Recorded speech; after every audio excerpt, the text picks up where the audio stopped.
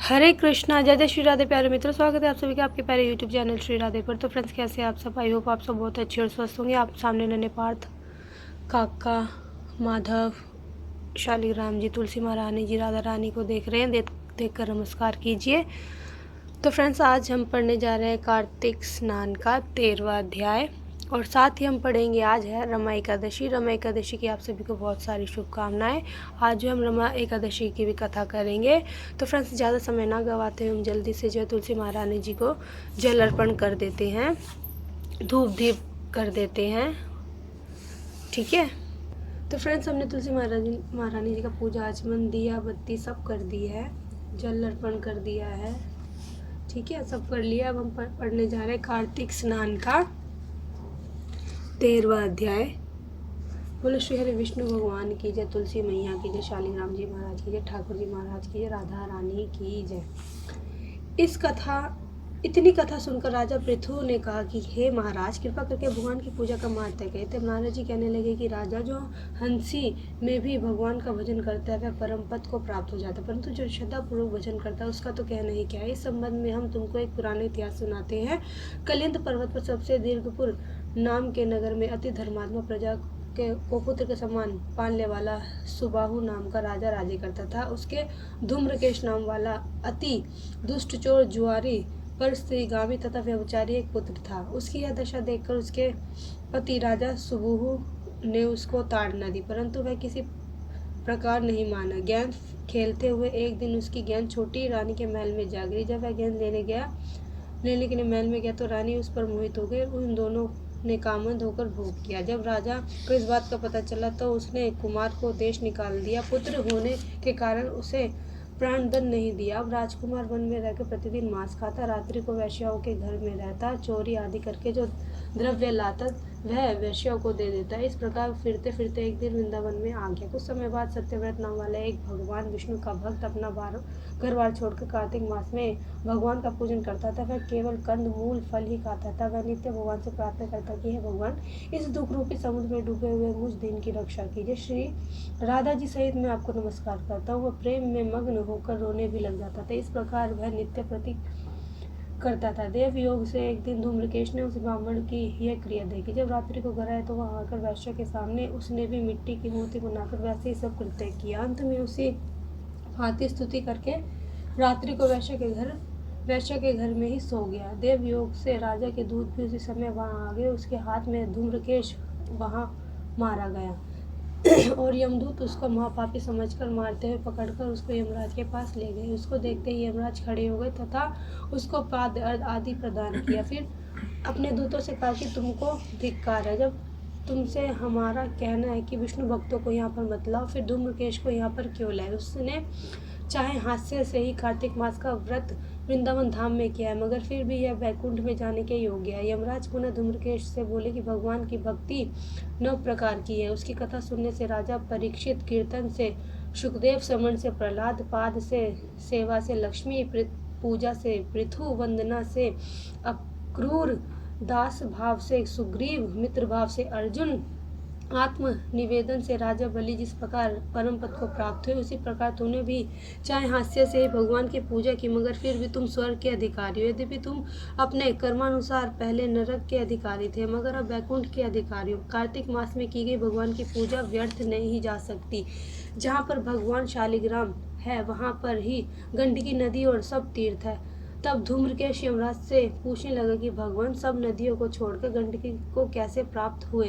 यमराज कहने लगे, किसी समय वेदशिरा नाम के ऋषि सब लोगों के हितों के लिए गंगा घाट पर तपस्या कर रहे थे। उस रमणीक स्थान में उसने उनके तप से इंद्र अत्यंत भयभीत हुआ और उनकी तपस्या को बंद करने के लिए मंजू घोषा नाम वाली अप्सरा को भेज दिया। मंजू घोषा वन में क्रीड़ा करती हुई अपने यौवन तथा रूप का प्रदर्शन करके अनेक हाव भाव दिखाने लगी। उसी समय मंजू घोषा ने मुनि के चरण का स्पर्श किया तो ऋषि के रोमांच खड़े हो गए। उस समय मंजू घोषा ने ऋषि को अपने वश में जानकर उनके गले में अपनी भुजाएं डाल दी। तब ऋषि ने क्रोधित होकर श्राप दिया कि तुम क्योंकि मुझे संसार सागर में डालने का उद्यत हुई हो, सो तुम नदी बन जाओ। तब मंजू घोषा कहने लगी कि हे मुने, मैं श्राप योग्य नहीं हूँ, आप मुझे क्षमा कर दीजिए। तब मुनि कहने लगे कि जिस समय विष्णु वृंदा के श्राप वश शालिग्राम होकर तुमको गंडकी नदी में स्थित होंगे, तब तुम भगवान को धारण करने वाली होगी, अतः तुम्हारा श्राप वरदान से भी अधिक श्रेष्ठ होगा। यमराज कहने लगे कि हे राजकुमार, अब तुम विष्णु लोक को जाओ। तब धूम्रकेश सुंदर विमान में बैठकर वैकुंठ को चला गया। इस प्रकार कार्तिक नाट्य का 13वां अध्याय समाप्त हुआ। बोलो श्री हरि विष्णु भगवान की जय, शालिग्राम जी महाराज की जय, तुलसी मैया की जय। तो इस प्रकार फ्रेंड्स जो है 13वां अध्याय जो हमने कार्तिक स्नान का जो पूर्ण कर लिया है। अब जो है आज हम रमा एकादशी है, तो रमा एकादशी की भी हम कथा करेंगे, ठीक है। कार्तिक कृष्ण पक्ष की जो है आज रमा एकादशी है, तो हम ये कथा भी पढ़ने जा रहे हैं। बोलो श्री हरि विष्णु भगवान की जय, ठाकुर जी महाराज की जय, राधा रानी की जय, तुलसी राम महारानी की जय, शालिग्राम जी महाराज की जय। रमा एकादशी। युधिष्ठिर कहने लगे कि हे भगवान, कार्तिक कृष्ण एकादशी का क्या नाम है, इसकी क्या विधि है, इसके करने से क्या फल प्राप्त होता है, सो आप कृपा करके विस्तार पूर्वक मुझसे कहिए। श्री कृष्ण बोले, कृष्ण पक्ष की एकादशी का नाम रमा एकादशी है। यह बड़े बड़े पापों का नाश करने वाली है। इसका माता मैं तुमसे कहता हूँ, ध्यान पूर्वक सुनना। हे राजा, प्राचीन काल में मुचकुंद नाम का एक राजा था। इसकी इंद्र के साथ मित्रता थी, साथ ही यम, कुबेर, वरुण, विभीषण के साथ भी मित्रता थी। वह बड़ा धर्मात्मा, विष्णु भक्त और न्याय के साथ राज करता था। उस राजा के एक कन्या थी जिसका नाम चंद्रभागा था। उस कन्या का विवाह चंद्रसेन के पुत्र शोभन के साथ हुआ। एक समय वह शोभन श्वशुर के घर आया। उन्हीं दिनों जल्द ही पुण्यदायिनी रमा एकादशी भी आने वाली थी। जब व्रत का दिन समीप आ गया तो चंद्रभागा को अत्यंत सोच उत्पन्न हुआ कि मेरे पति बहुत दुर्लभ है और मेरे पिता की आज्ञा अति कठोर है। मेरे पति बहुत दुर्लभ और मेरे पिता की आज्ञा अति कठोर। दशमी को राजा ने ढोल बजवाकर सारे राज्य में घोषणा कर दी कि एकादशी का भोजन नहीं करना चाहिए। ढोल की घोषणा सुनते शोभन को अत्यंत चिंता हुई और अपनी पत्नी से कहा कि हे प्रिय, अब क्या करना चाहिए, मैं तो किसी प्रकार भी भूख सहन नहीं कर सकूंगा। ऐसा उपाय बतलाओ कि जिससे मेरा प्राण बच सके, अन्यथा मेरे प्राण अवश्य चले जाएंगे। चंद्रभागा कहने लगी कि स्वामी, मेरे पिता के राज्य में एकादशी के दिन कोई भी भोजन नहीं करता। हाथी, घोड़ा, ऊंट, बिल्ली, गो आदि भी तृण, अन्न, जल और आदि ग्रहण नहीं करते। फिर मनुष्य को तो कहना ही क्या। यदि आप भोजन करना चाहते हैं तो किसी दूसरे स्थान पर चले जाइए, क्योंकि यदि आप यहाँ रहना चाहते हैं तो आपको अवश्य व्रत करना पड़ेगा। ऐसा सुनकर शोभन कहने लगा कि हे प्रिय, मैं अवश्य व्रत करूंगा, जो भाग में होगा वह देखा जाएगा। ऐसा विचार कर उसने व्रत रख लिया और वह भूख प्यास से अत्यंत पीड़ित होने लगा। जब सूर्य नारायण अस्त हो गए और रात्रि को जागरण का समय आया, जो वैष्णव को अत्यंत हर्ष देने वाला था, परंतु शोभन को अत्यंत दुखदायी हुआ। प्रातःकाल शोभन होते ही शोभन के प्राण निकल गए। तब राजा ने सुगंधित काष्ठ में उसका दाह संस्कार कराया, परंतु चंद्रभागा ने अपने पिता की आज्ञा से अपने शरीर को दग्ध नहीं किया और शोभन की अंत्येष्टि क्रिया करने के पश्चात अपने पिता के घर में ही रहने लगी। रमा एकादशी के प्रभाव से शोभन को मंदराचल पर्वत पर धन धान्य से युक्त, शत्रुओं से रहित एक सुंदर देवपुर प्राप्त हुआ। वह अत्यंत सुंदर रत्न और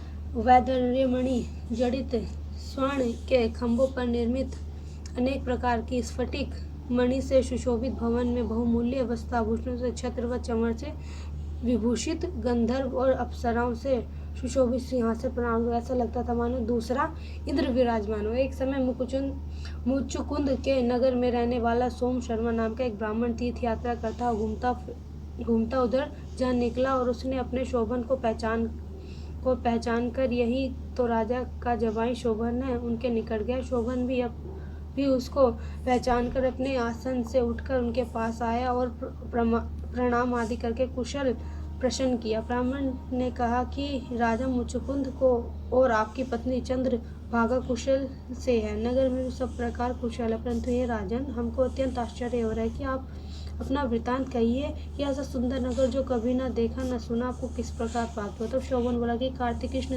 कृष्ण रमा एकादशी का व्रत करने से मुझे यह नगर प्राप्त हुआ, परंतु यह अस्थिर है, यह अस्थिर है, स्थिर हो जाए ऐसा उपाय कीजिए। ब्राह्मण कहने लगा कि हे राजन, यह स्थिर क्यों नहीं है और कैसे स्थिर हो सकता है, आप बतलाइए, फिर मैं अवश्य में वह उपाय करूँगा, मेरी इस बात को आप मिथ्या न समझिए। शोभन कहने लगा कि मैंने इस व्रत को श्रद्धा रहित होकर किया, अतः यह सब कुछ अस्थिर है। यदि आप मुचुकुंद की कन्या चंद्रभागा को यह सब वृतांत कहे तो यह स्थिर हो सकता है। ऐसा सुनकर उस श्रेष्ठ ब्राह्मण ने अपने नगर में लौटकर चंद्रभागा से सब वृत्तांत कहा। ब्राह्मण के वचन सुनकर चंद्रभागा बड़ी प्रसन्नता के साथ ब्राह्मण से कहने लगी कि हे ब्राह्मण, यह सब बातें आपने प्रत्यक्ष में देखी है, स्वप्न की बात कह रहे। ब्राह्मण कहने लगा कि हे पुत्री, मैंने महावन में तुम्हारे पति को प्रत्यक्ष देखा है, साथ ही किसी से विजय न हो ऐसा देवताओं के नगर में समान उनका नगर भी देखा है। उन्होंने यह भी कहा है कि वह स्थिर नहीं है, जिस प्रकार वह स्थिर रह सके सो उपाय करना चाहिए। चंद्रभागा कहने लगी कि हे विप्र, तुम मुझको वहाँ पर ले चलो, मुझे पतिदेव के दर्शन की तीव्र लालसा है, मैं अपने किए हुए पुण्य से उस नगर को स्थिर बना दूंगी। आप ऐसा कार्य कीजिए जिससे उनका हमारा संयोग हो, क्योंकि वियोगी को मिला देना महान पुण्य है। सोम शर्मा यह बात सुनकर चंद्रभागा को साथ लेकर मंदराचल पर्वत के समीप वामदेव ऋषि के आश्रम में गया। वामदेव ऋषि ने उनकी बात सुनकर वेद मंत्रों के उच्चारण से चंद्रभागा का अभिषेक किया। तब ऋषि के मंत्र के प्रभाव और एकादशी के व्रत से चंद्रभागा का शरीर दिव्य हो गया, वह दिव्य गति को प्राप्त हुई। इसके बाद वह बड़ी प्रसन्नता के साथ अपने पति के समीप गई। अपनी प्रिय पत्नी को आते देखकर शोभानेत्र प्रसन्न हुआ, उनको बुलाकर बाईं तरफ बिठाया। चंद्रभागा कहने लगी कि हे प्राणनाथ, आप मेरे पुण्य को ग्रहण कीजिए। अपने पति के घर में जब से 8 वर्ष की थी तब से विधि पूर्वक एकादशी के व्रत को श्रद्धापूर्वक करती आ रही हूँ। इस पुण्य के प्रताप से आपका यह नगर स्थिर हो जाएगा और तथा समस्त कार्य पूर्ण होकर प्रलय के अंत तक रहेगा। इस प्रकार चंद्रभागा दिव्य रूप धारण कर तथा दिव्य आभूषणों और वस्त्रों से सुसज्जित होकर अपने पति के साथ रहने लगी। हे राजा, यह मैंने रमा एकादशी का महत्व है। जो मनुष्य इस व्रत को करता है उसका भ्रम हत्या आदि समस्त पाप नष्ट हो जाते हैं। कृष्ण पक्ष और शुक्ल पक्ष दोनों ही एकादशी समान है, इनमें कोई भेदभाव नहीं है। जो दोनों को पढ़ते अथवा सुनते हैं वे समस्त पापों को छूटकर विष्णु को प्राप्त होते। इस प्रकार एकादशी माता का 13वां अध्याय जो है फ्रेंड्स समाप्त हुआ। तो बोलो श्री हरि विष्णु भगवान की जय, लक्ष्मी मैया की जय, राधा रानी की जय, ठाकुर जी महाराज की जय, शालिग्राम जी महाराज की जय, तुलसी मैया की जय। तो फ्रेंड्स रमा एकादशी की विजय कथा हमने सुन ली है, आपने भी सुन ली है। मैं श्री हरि विष्णु भगवान से प्रार्थना करूँगी कि आपके रोग कष्ट आदि सब हर ले और आपको मनवांछित फल प्रदान करे। तो देखिए फ्रेंड्स, आज जो है ब्लू कलर की ड्रेस सभी ने पहनी है। ये कहा जाता है कि राधा रानी का फेवरेट कलर है, तो राधा रानी ने अपने रंग में सबको रंगा हुआ है। देखिए कितनी सुंदर लग रही है राधा रानी। देखिए सबने ब्लू कलर का ही ड्रेस जो है पहना हुआ है, नन्हे ने, पार्थ ने, राधा रानी ने उन्होंने भी मिलता जुलता ही कलर पहना, देखिए ब्लू कलर। और फ्रेंड्स देखिए अब हम जो है तुलसी महारानी जी की परिक्रमा करेंगे। वीडियो बहुत लंबा हो गया है तो आपसे विराम लेना चाहूँगी। अगर आपको वीडियो पसंद आई तो वीडियो को लाइक कमेंट शेयर ज़रूर करना, चैनल को सब्सक्राइब करना, फ्रेंड्स एंड फैमिली में शेयर करना। तो चलिए फ्रेंड्स मिलते हैं नेक्स्ट वीडियो में, तब तक के लिए हरे कृष्णा, जय जय श्री राधे।